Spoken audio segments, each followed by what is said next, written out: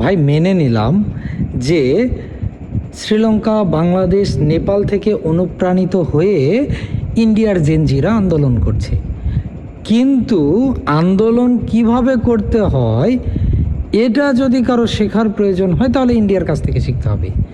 কেন শিখতে হবে?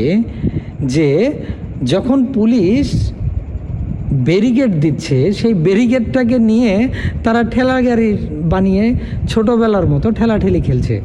কোথাও তো ব্যারিকেডটাকে ঝালাই মেশিন নিয়ে গিয়ে ঝালাই করে দিচ্ছে। দড়ি দিয়ে ব্যারিকেড দেওয়ার চেষ্টা করলে সেই দড়িটাকে নিয়ে তারা টানাটানি খেলছে দুপাশ থেকে দুজন।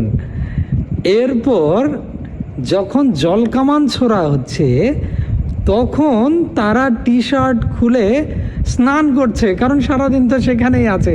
মানে তাদের স্নান করার জন্যই মনে হয় গভর্নমেন্ট থেকে জলের ট্যাঙ্ক পাঠানো হয়েছে, এইরকম একটা প্রকাশ করছে তারা।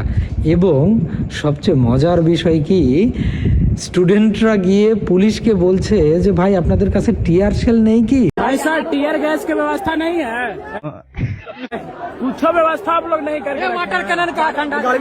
আর সবচাইতে আনন্দদায়ক যে ব্যাপার মজা লেগেছে, ফুড ডেলিভারি বয়দের কাছে শত শত অর্ডার আসছে। সেই অর্ডারগুলো শুধুমাত্র জেনজিদের আন্দোলনে ডেলিভারি করার জন্য বলা হচ্ছে। হ্যাটস অফ ইন্ডিয়ানদের। কিন্তু আমার আরেকটা জায়গায় টেনশন আছে, সেটা হচ্ছে নানি যে পালিয়ে ইন্ডিয়া থাকলো, দিল্লিতে থাকলো, যদি মোদি সরকার গিরে যায় আমার নানি কই যাবে?